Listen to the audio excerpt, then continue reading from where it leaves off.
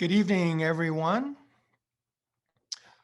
Welcome to another exciting First Friday event here via Zoom. I'd like to thank you all for joining us for this evening's program, which is going to be a little unusual and a little different because it's a local person who's going to be sharing his wonderful experiences with us.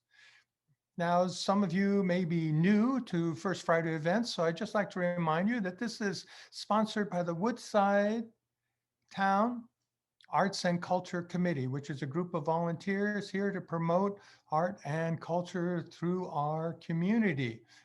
So if you're interested and would like more information, you can go to the town website and seek even more.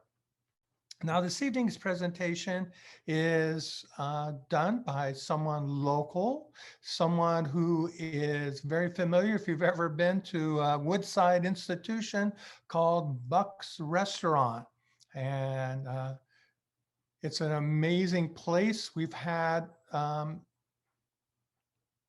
Tyler's father, and we've had other individuals come and speak about the restaurant and its unique decor. But this evening, we will not be focusing specifically on Bucks. We're going to be focusing on an amazing life of this very young person who's going to be sharing us some of his amazing experiences.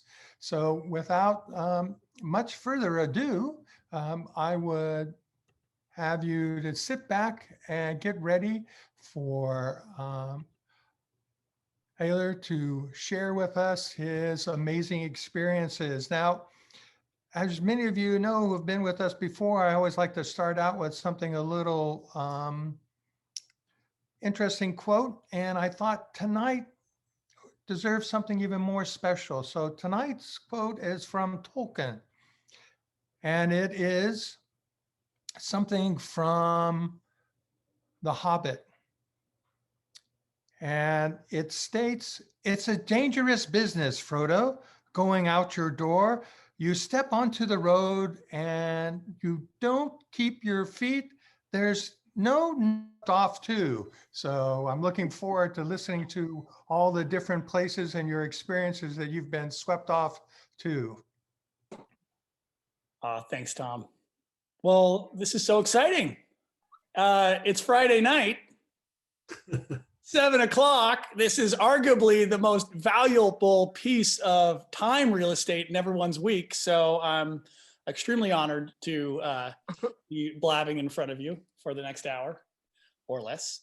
Yeah, look at this. We're all on Zoom. Pretty wild. How's that? We thumbs up? Well, heck, that was a journey. And speaking of journeys, we all miss doing some of that traveling. So tonight, because we all miss traveling, let's go on some virtual adventures together. We'll live vicariously through the past Tyler MacNiven, not the present one, but the present one will continue to narrate for you.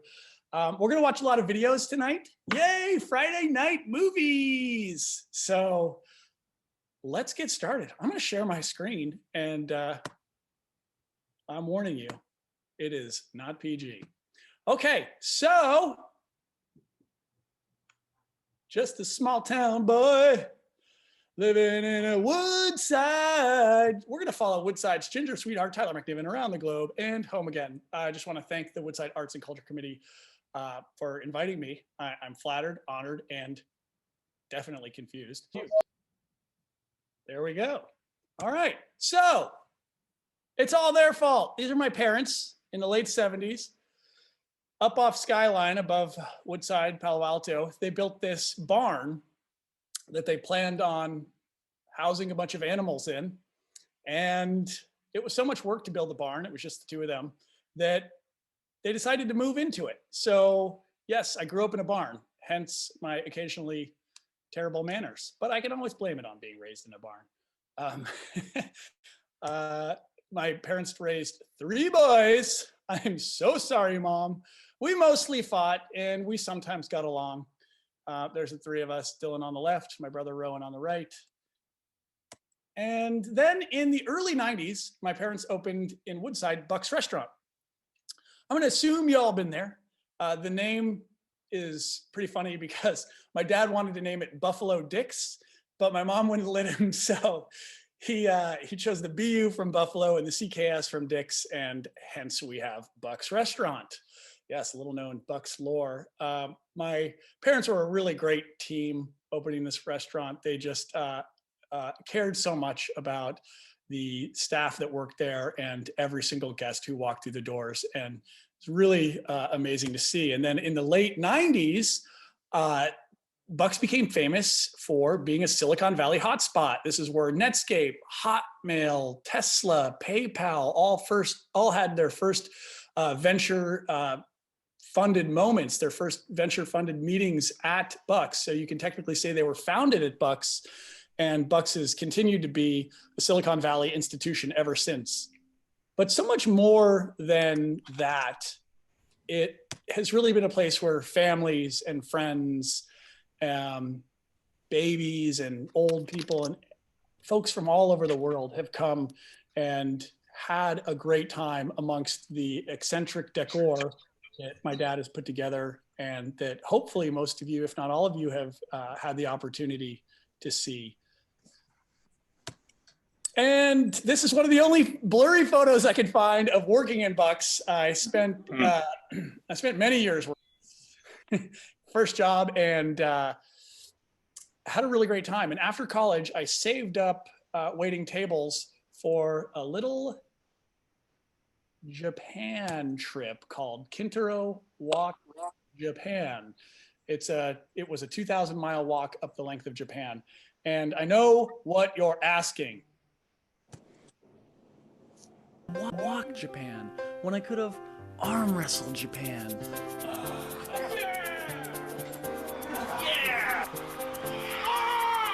Or pillow fought Japan.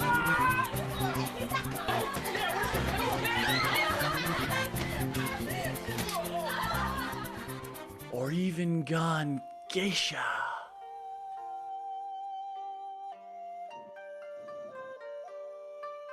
It's one of my favorite looks.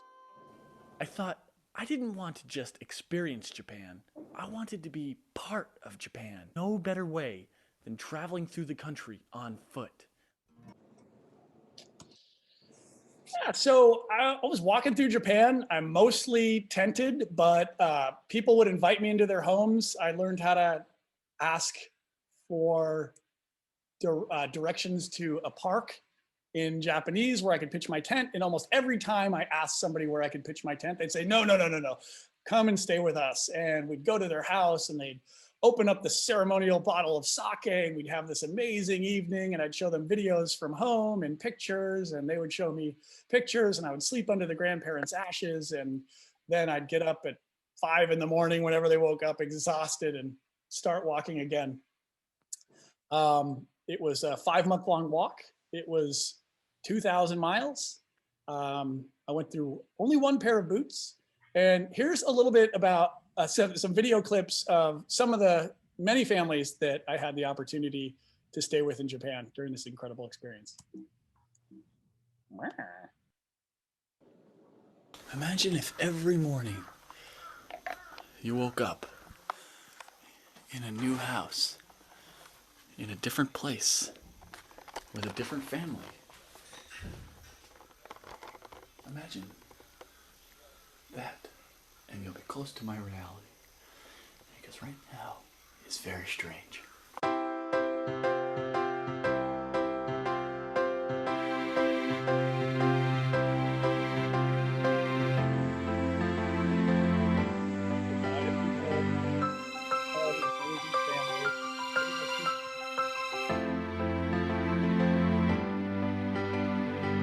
Homestay! Chotanoshi. Chotanoshi. Chotanoshi. Chotanoshi. Yes. Chotanoshi. Kanpai. No, hold on. All right, guys. Kanpai. Hey. Let's kanpai. Hey.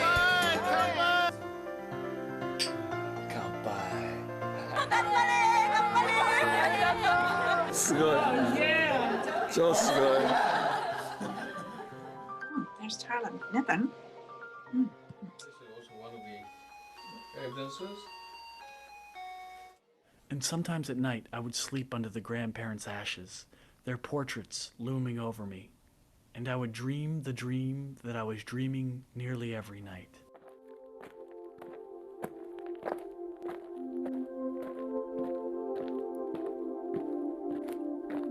Hey, you know that place. You know how it got the name.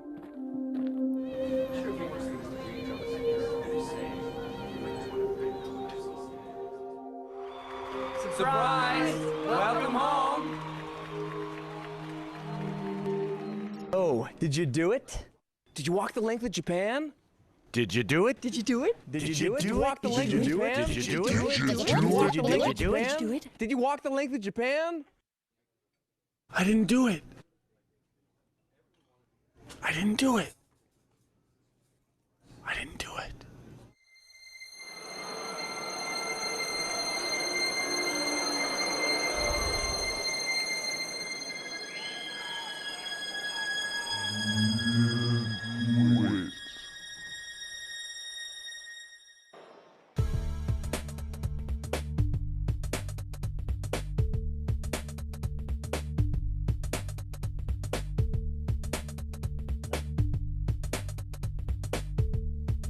But he did do it. And everybody was moving really fast around him. It was a really exceptional time for sure, those 5 months. I felt so connected to all the people I met. And I'm sure you all know when you're traveling, you're kind of in this heightened emotional state where you get really happy or you get really sad, really scared, or really excited. And so when I met all these families along the way, it almost like we became just such good friends in one night. And then I was saying goodbye in the morning. And to have that happen over and over and over and over again for months was just this emotional pull on my heart and a really special time in my life. And so I got to walk through the 4 main islands from south to north and finished in the north of Hokkaido. And you can watch the whole documentary called Kintaro Watch Japan on YouTube just by searching the title. So what do you do after you walk the length of Japan? Well, in my case, I decided I needed some cash and I was tired of working for my parents. So I'd go on The Amazing Race, which is a CBS reality show, which teams of 2 race around the world for $1 million. I was partnered up with my friend BJ here, who I met on a program called Semester at Sea, where you go around, circumnavigate the globe on a ship. And we had actually gone to Japan and I got the nickname Kintaro on that trip. And oh, hey, here's some clips from The Amazing Race. Let's take a dive. Yes, Emmy Award winning. BJ and I, we seek the joy in life. We feel like we are searchers for the funny and the ironic, and we go out with our nets, which are our minds, and just gobble it in. Come on, dude.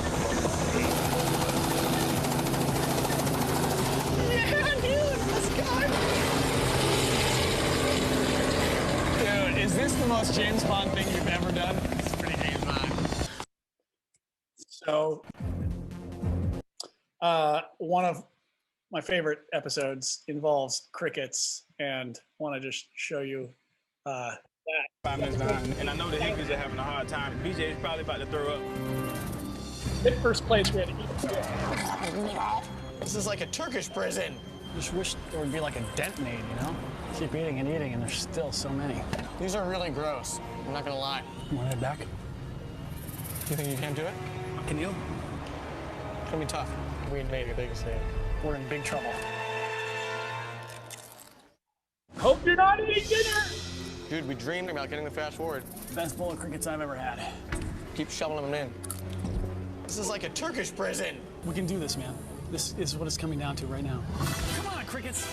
Dude, you're doing so good. Yeah, it's called trying to win $1 million. It's tough. When you get down to the bottom, it's all legs and exoskeleton. Okay, you're rolling over here. Okay, beautiful. How you doing? Oh my God, you're a lot. I'm trying my best, buddy. We're gonna take a ferry to Coconut Island. So right now. I apologize to anyone eating dinner right now. Although, you know what? Fried crickets aren't bad. Here's a few more clips from the show. We've seen a lot of hitchhikers in this country, and since we're about to leave, we want to pick one up.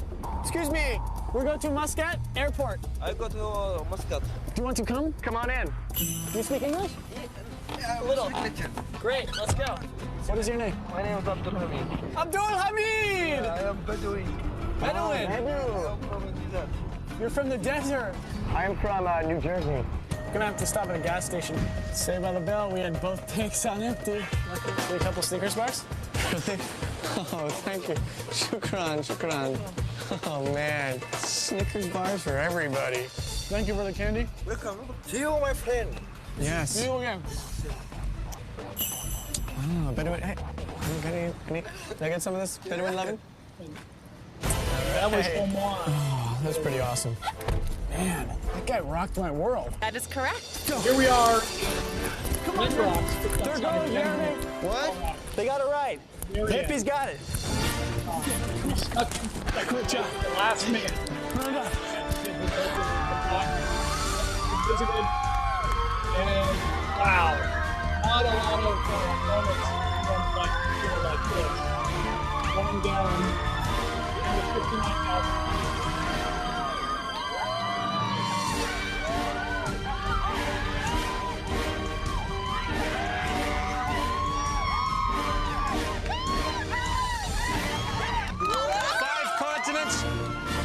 Countries, more than 59,000 miles. BJ and Tyler, you are the official winners of the Amazing Race. Congratulations. You have won. You guys have won the $1 million.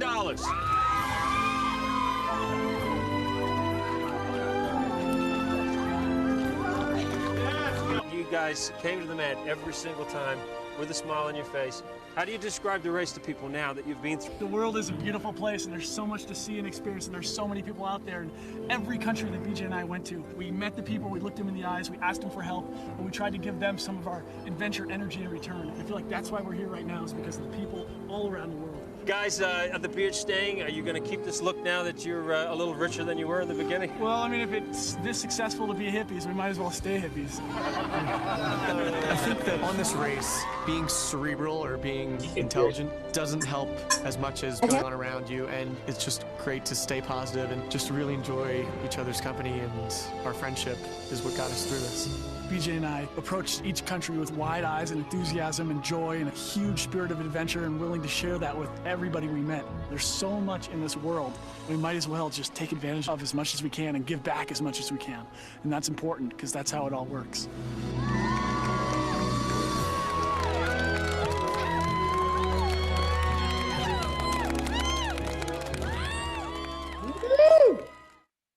Yes. You can watch The Amazing Race on Amazon Prime, season 9. And I just gave away the ending. I'm sorry. So I know what you're thinking. What did he do after winning $1 million? Go straight to investing in the small electric car startup called Tesla? I wish. No, I used it to make more fun documentaries traveling around the world. So the next one was called I Ran. And it was about running through Iran, the country. So why run through Iran, you may be asking? Well, this is my very close childhood friend, Babak Bakhtiari. And we grew up going to elementary school and high school together.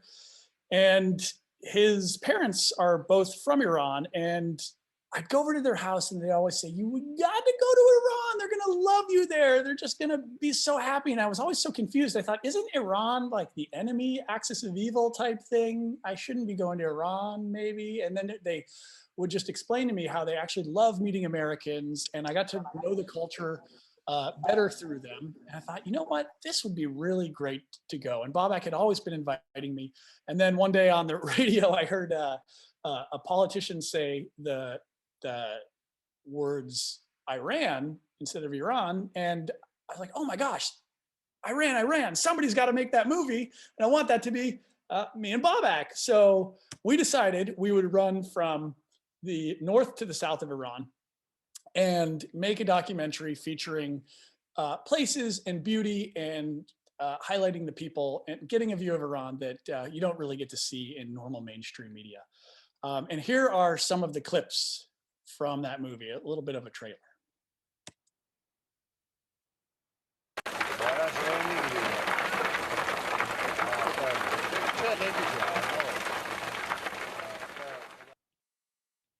شمال تا جنوب ایران را بدود. تایلر مکنوون 27 ساله ساکن سان فرانسیسکوی آمریکاست که حرکت خود را امروز از رشت آغاز کرد. وی تصمیم گرفته مسافت رشت تا اهواز را در مدت 45 روز بدود. But this party's not started yet. Much media.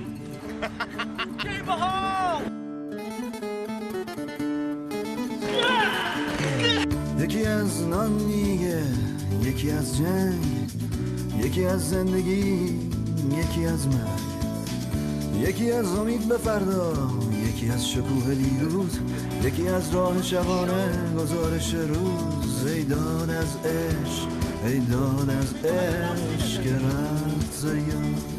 We have to be very, very quiet. Yeah! I love you! My earlobe!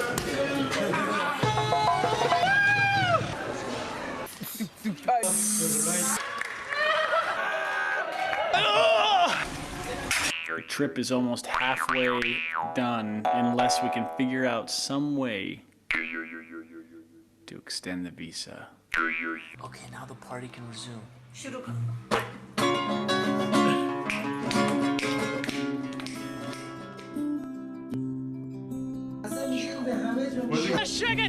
زاده خوشبختی در دست تمیره، دور بزن مریم این اسمش تغییره. پول رابطه Jennifer Lopez, hello, I love you, good luck. زمین بودجه کار تو دست اندازه. The purpose of the ceremony is only for peace. No political reason. No reason for political at all, really, believe me, trust me. Ooh, spooky. Well, I won't get into the details too much right now, but we did not finish the 1,000-mile run because after 100 miles, we refused to be poster children for nuclear energy. The government, unfortunately, wanted us to wear banners saying we supported nuclear energy, and since we were not there to promote that message, we were there to make new friends and highlight the amazing culture of Iran. We were politely asked to leave, and when the government asks you to leave Iran, well, when they ask me at least, I say yes. But still, I will always say that the folks there who I met were just resoundingly welcoming and warm. I would stand in a park and say I was from America, and someone would wave their friend over, and next thing you know, we'd be surrounded by 50 or 100 people, all one by one wanting to shake my hand and just thank me for coming to Iran, say thank you. I know that our politics are different and we don't get along on everything, but we just want to thank you for coming. And it was a really, really pretty magical experience. And so after Iran, I thought, well, let's interact with another culture. Let's go to Mongolia. And I'd heard that in Mongolia, wrestling was something that almost every Mongolian did because so many Mongolians grow up on the Mongolian steppe or the Mongolian countryside and ride horses through Mongolia. And as they do this, their legs get really strong and you don't need any tools or anything to wrestle other than another person to wrestle with. So I thought, let's go make a movie about wrestling 100 Mongolians. And we made a movie called Wrestling Mongolia with a few friends. My friend Kenny directed it. My friend Omi here on the left starred in it. And this is Bam Yalaksht. We just met him while we were in Mongolia, walking down the street, and asked if he wanted to star in our Mongolian film. And he said yes in perfect English, and turned out to be a tour guide and started our Wrestling Mongolia film. And let's watch some clips from the movie. Come. First, Never wrestle with your head. You try take me down. Okay, how do I do that? I don't know.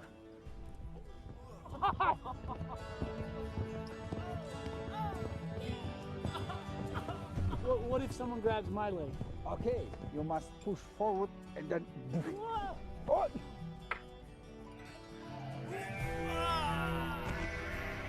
The story, I play this character who is kind of this pompous California wannabe TV star that tries to get his own show by going to Mongolia and wrestling Mongolians, and then through the powers of friendship and through exploring Mongolian culture, discovers himself with a climactic ending in the Gobi Desert. When are you gonna stop playing this game? Huh?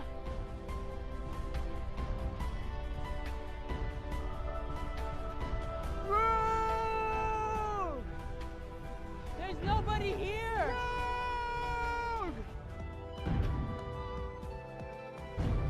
Rogue!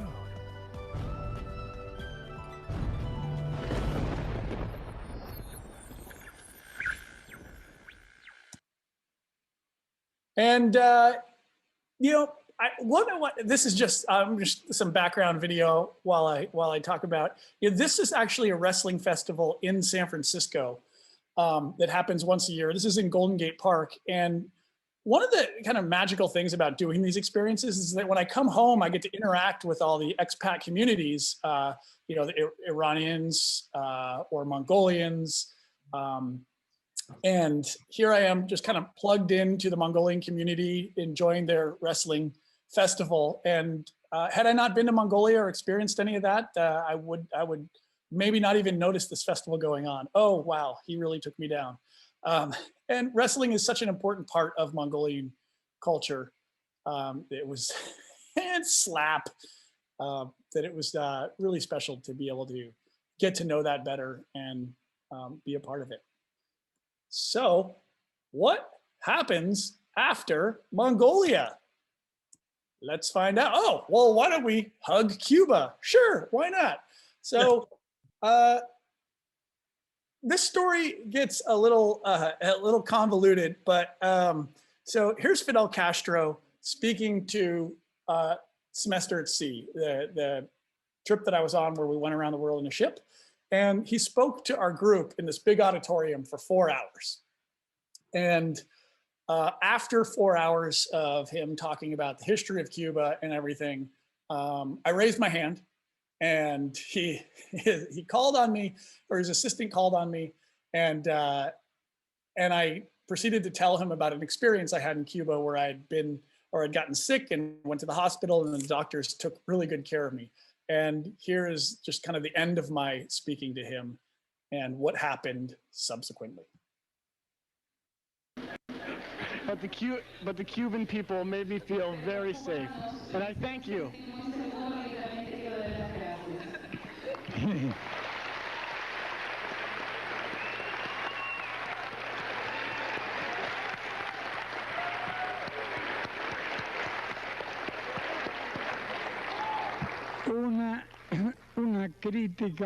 One criticism for the 3 doctors who didn't know to speak English. La próxima persona que alzó su mano fue un chico llamado Dominique. And now that we can ask just about any question, I was just wondering if I could have a hug.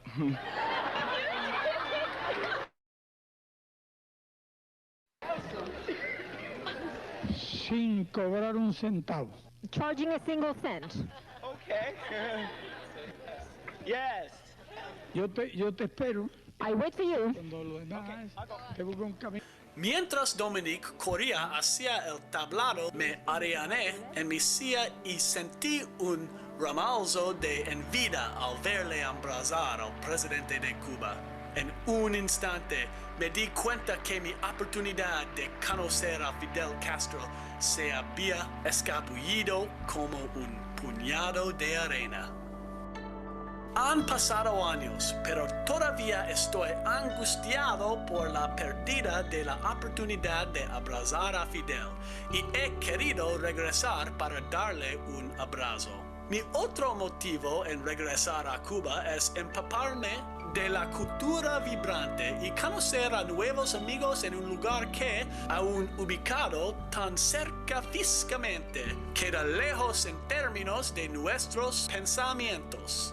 Si apunto mi brújula hacia Fidel Castro, estoy seguro que voy a pasar por la mera corazón de Cuba en mi viaje. Una excursión que, ojalá, se verá como un hilo en el tejido de una armonía reforzada y más cariñoso entre estadounidenses y cubanos. And I guess ultimately when I think about it, I mean, I didn't really want to, I mean, hugging Fidel Castro is more of like a stunt to create a narrative around exploring the Cuban culture and getting to know this place that is so close to us, but also has been, you know, labeled an enemy for so long.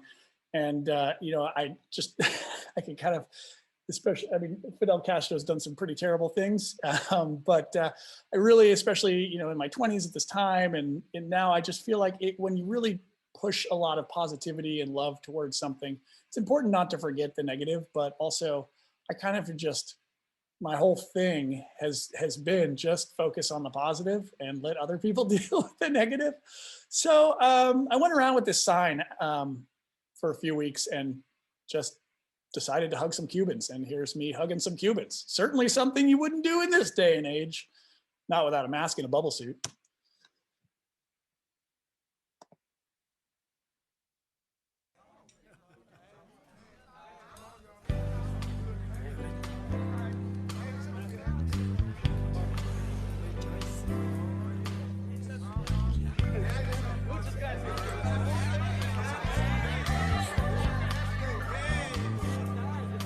Oh, happy day. Remember me, feeling passion. It's a pleasure to talk to you. It's a pleasure communication with you. You have here a friend and the barber, the haircut of the good luck. Together, future is good. Not together, union. No es possible the life. Love, union. It's good. Eres mejor. Communication. Communication. Communication. That's what it's about. Wow. Yeah. Communication. That's what it's about. Yeah. Going to Cuba was pretty special. And it just kind of reminded me that when we do go out and see the world, that we, you know, we all share this common fabric of humanity, and it's so important to just know that when we interact with the world. And when I you know, had this saying that I would say to myself a lot in Japan, and I kind of carried through with me on a lot of my trips, was if you give yourself to the adventure will give itself to you. And here in Cuba, because I was kind of going out and meeting people and, you know, saying, hey, let's hug, is just an opportunity to meet. It was, it opened up a lot of doors for magical moments like this, where I could meet this barber who would kind of open himself up and wax poetic. But, you know, all this traveling was great, but then I'd come home and there were these restaurants, these restaurants that my brother started opening. So here's Rowan and Dylan, and they opened these seafood restaurants called the Woodhouse Fish Company, serving up East Coast style, New England style seafood. So here we've got lobster rolls, or fish tacos, seafood stuffed artichoke, which you may have had at Buck's, and Ipswich fried clams, Dungeness crab rolls, all oysters, all sorts of really delicious seafood. And I found my brothers were having a really great time with promoting a fun internal work culture with their staff, and also interacting with the community in these really special ways that were so nostalgic to our upbringing, watching our parents running Bucks. And I remember I turned 30 and I was just like thinking, what am I doing? I spend most of my time just editing these videos in my boxer shorts while my brothers are out there like every day, getting really, you know, being challenged and getting satisfied. And so I said, hey guys, can I join the fun? And they said, sure. So I started as a host and worked my way up from serving and managing one of the wood houses. And then a few years in, we all decided to start together West of Pecos, which is a Southwestern restaurant on Valencia Street in San Francisco. It's our interpretation of the Southwest, really inspired by New Mexico and Texas cuisine. So here we have Texas queso with chorizo, a harvest salad over here, a really fun-loving, close staff like we have at Buck's, just people who've become very close friends. You can't have a restaurant without a visit from Elvis dancing in your window. Am I right? Come on, Dad taught me that. Big parties, lots of comfortable booths, and we can push tables together and have big private events. And here we have a picture of, this is actually two different hands, a husband and a wife who had their first date at West of Pecos, and they would drink our signature Prickly Pecos margarita, which is a spicy margarita that we've since brought to Buck's. And they actually tattooed that drink on their fingers because they love it so much. And it reminds them of that first date where they first met each other and fell in love and started sharing a life together. And it's those magical moments that are just so special about the restaurant. So after all this travel, I realized the restaurant business is a lot like traveling in reverse. As opposed to going out and seeing the world's coming through your doors and seeing you.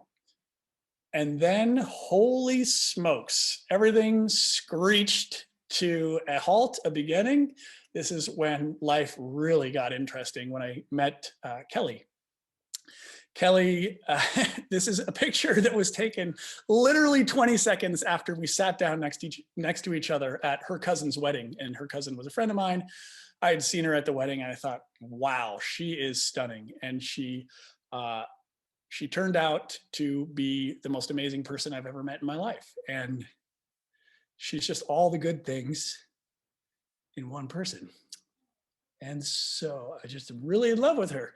And 2 years later, we got engaged, and then we started planning our wedding. And you know, when you send out save the dates, telling people save the date for the wedding, we decided to do a video, save the date, that ended up going viral. It got over 1 million hits, and it was really fun. So I'm going to show you that save the date now, and you can see how bad Kelly really is.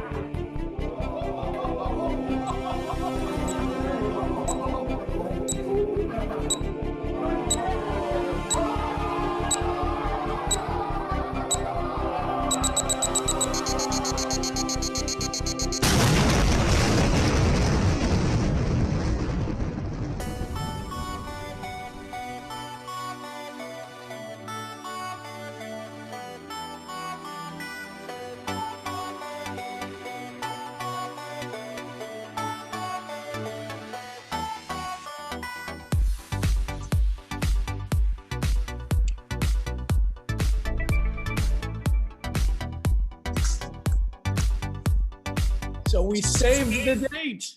We saved it. Get it? Yes, the dad joke started even before kids. But as you can see by this picture, it's been an explosive relationship. We've had a booming good time. Sorry about that. So anyway, right around that time of Kelly and I meeting, Sunbasket started. I'm gonna tell you the story about Sunbasket, which is really interesting. So one day I was at the restaurant. These guys walked in. This is my friend Adam and my friend George, and they said, "Hey, let's start a company like Blue Apron." And if you've heard of Blue Apron, it's pre-portioned ingredients and recipes that get delivered to your house, and you got exactly the right amount of ingredients, and you can cook them up and have a great dinner with no waste. And they said, well, let's start a version of like Blue Apron, but we could be healthy with organic food, and we can go after specific diet plans like gluten-free, paleo, vegetarian, vegan. We'll make healthy cooking, eating, and delicious. And actually, it sounded like a good idea. I thought, well, okay, sounds good. So you guys have an office? Said, well, how about your living room? So our first office was my living room in San Francisco, where we worked out of for 4 months. This was our first meal, which it looks okay. It was decent, but it was also not really going to work. So we ended up hiring a chef, Justine Kelly, who was our fourth co-founder, and really started to make the company feel like maybe it could be a real thing. We got a slightly bigger office, a few more folks, and shipped our first box. Picture Adam makes me laugh every time. This box took 4 hours to pack, and it was shipped to some of the early investors. And Adam and I went and got boxes printed. So we started to feel pretty professional. You know, I was like, wow, this could be something. And then people started ordering it, and we started shipping thousands of meals every single week, and then tens of thousands. And now we ship hundreds of thousands of meals every week. It's been absolutely incredible to be part of this experience. We've got a really fun team. We've got distribution centers on the East Coast and West Coast, and we ship healthy meals that help people who have specific dietary needs and who like really good cooking all over. And it's been really, really exciting. And we're keeping that hippie energy alive. We actually have a new box that just got released, and a fun logo that kind of harkens back to our Northern California hippie roots. So the hippies never die. And I've gotten to executive produce some TV commercials, which has been really exciting because, as you've seen tonight, I really love doing videos and have made hundreds and hundreds of videos. And now we have some big budgets. So this commercial we actually filmed in December in Serbia without even going to Serbia. So for the 2 days of shooting, we'd wake up at 1 o'clock in the morning, and here's a 30-second commercial. Here comes Greg with your organic carrots. He credits sun, good soil, and a little something he just won't tell. Serbia. Here comes a trip to Bangkok from the comfort of your PJs. Here comes award-winning cooking without having to get the tattoos. Here comes, and then time for a little. And just like that, here comes dinner in minutes. So yeah, we were Here actually comes the sunbasket. Video fed into the commercial, and we would talk about each scene as we shot it. And this commercial has just started airing. So, but then the most exciting adventure of all of them is boom, children. Yes, this whole evening has been a ploy to get you to look at photos of my children. Sorry, ladies and gentlemen, you've been punked. This is Mila on the left and Aiden on the right. And it has been so exciting having kids. For those of you who've had them, you know, it's just a series of magical moments strung together, put around a string, and worn like a ever-growing necklace or fabric that just is your life. And it is so beautiful. I mean, this Mila crawling on the windowsill with these cats, it's just, every day is an absolute miracle. And my parents are now grandparents, and they have so much fun. They've been spending a lot of time with the kids. Along with spending time with the kids, my dad has also been doing a bunch of writing for his website, pacificvoyages.net. Write that down, pacificvoyages.net. Each of these little pictures is an article you click on, and he'll take you around the Pacific to exotic islands and places you never knew existed, and will regale you with tales. So if you liked his menu writing at Bucks, he continues to write today and exercise that passion through pacificvoyages.net. Highly recommend it. And here's my brother and his wife Aubriana's daughter, who's also named Margaret, named after my mother and Aubriana's grandmother, and we call her Mars. So there's another Margaret, which is a good thing, and the world needs more Margarets. But wait a second, if my parents are watching the grandkids and doing all this writing, then who's watching Bucks? Well, we are. So my brothers and I, and our incredible executive chef, August Schuckman, have returned to Woodside to take over operations at Bucks. And we could not be more excited or honored for this. We all, I think, throughout our lives, kind of resisted the idea of coming back and taking up Bucks. Oh, that's mom and dad's thing. And then COVID happened, and my parents shut it down, and we all talked about it. We said, this would be right to reopen. You guys were open for almost 30 years. Let's do it. And I had no idea it was going to be so incredible to do it, just to get the staff back together and to see so many warm, familiar faces and to be back in the town. And then also really to understand that our parents put in 30 years of love into this place, and we kind of just get to step in and reap the benefits of that. Like, the people love Bucks, and usually when we open a restaurant in the city, it's kind of, we get beaten up. But there's 30 years of built-in marketing, which, thanks mom and dad, you really helped out there. We've got this outdoor dining area right now, which is as COVID safe as humanly possible, although it's been getting pretty busy. But we try and keep the table spaced and keep everyone as safe as we can. And we're taking our own spin. We've really changed the menu. The previous menu inspired a lot of our existing recipes, and some of them are pretty close to how they used to be, but we've now got the spicy margarita, which, heck, maybe if you're single out there and you go on a date with somebody, you'll end up with a finger tattoo. You never know. We got salmon tacos and more of our menu items here. The smash burger, breakfast sandwich, crispy chicken salad, the same French onion soup as before, crispy chicken sandwich, which is definitely a favorite, and some really fun salads. And we've actually built out the whole menu that we're going to expand once we're reopening doors, and it's really great. But of course, like always, if you have any ideas or suggestions, find us and let us know. We've also started pizza yesterday. We got a wood-fired pizza oven, and we've been doing pizza. We're going to be doing it a limited time, just in the evenings, so from about 4 to 8, or until we run out of pizza. So come early. And the pizza's been really good. We worked for about a month on a pizza recipe, or pizza dough and sauce recipe, and we're really happy with it. So come on by. And Gary, I know you're out there. We're going to work on a gluten-free crust for you soon, but it won't be on weekends. And so there I am with my brothers. I couldn't be more grateful to have these two guys as brothers first and foremost, but then also as business partners. We've learned to really communicate well with each other, and we have our difficult times. I will not lie; it is sometimes very tough, but for the most part, we get along, and we really enjoy what we do, and we feel very grateful for it. And maybe we'll have 30 more years, and after that, this little guy. Maybe he'll take over, because his only job right now is to drool on the kitchen floor.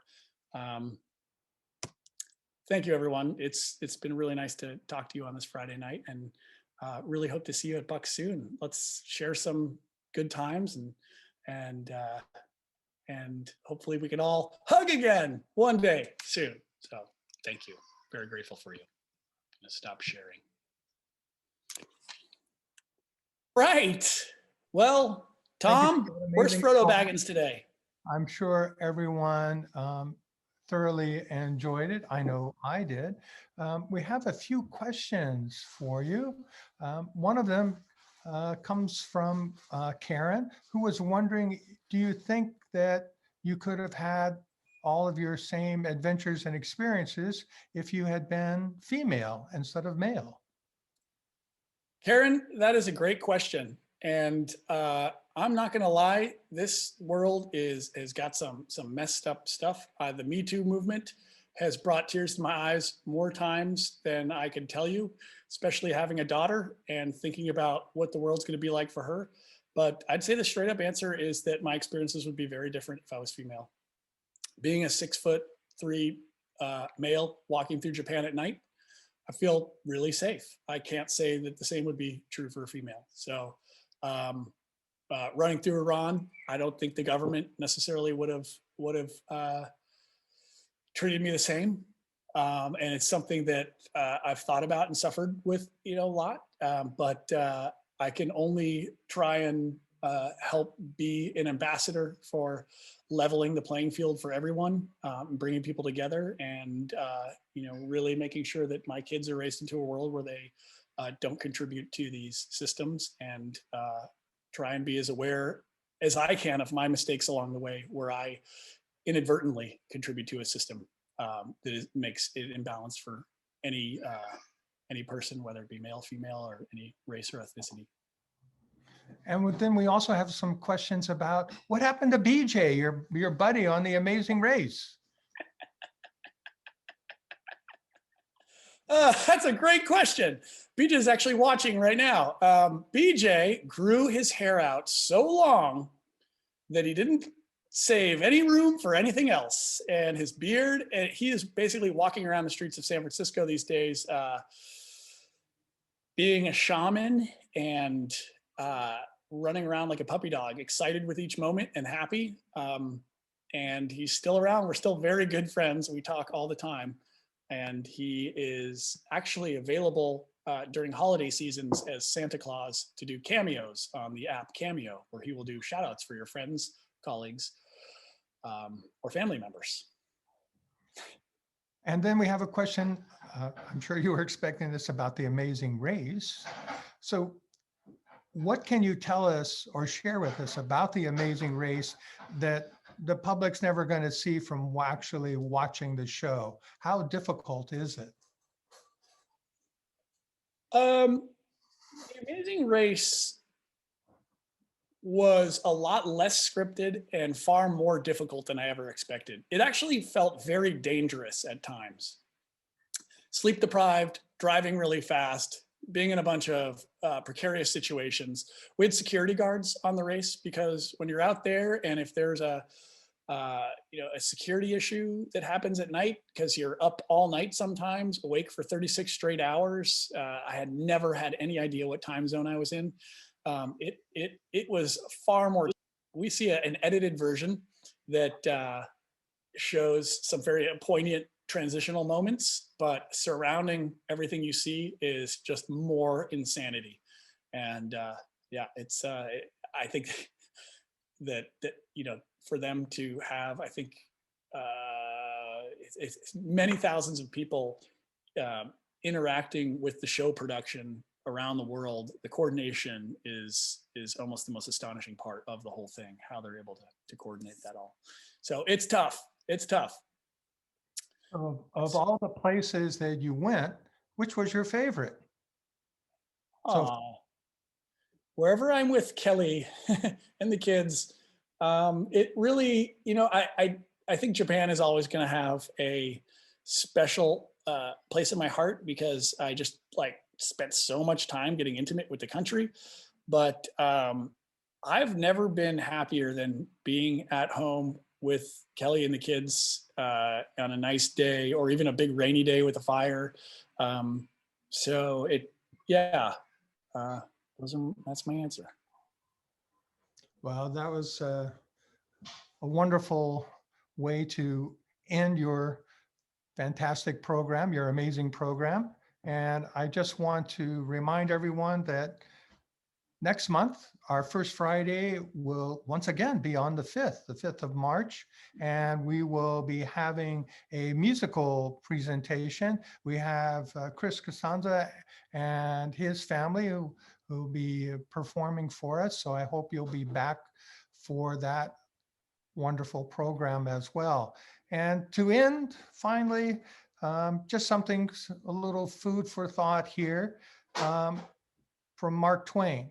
20 years from now, you will be more disappointed by the things you didn't do than by the ones you did do. So throw off the bow line, sail away from this safe harbor, catch the trade winds in your sails, explore, dream, and discover. And that would be, I think, the best way any of us could go forward from this evening's program. So thank you once again. Thank you all for participating. Stay safe, wear your mask, and we will see you next month. So thank you all once again. Don't forget to floss. Don't forget to floss.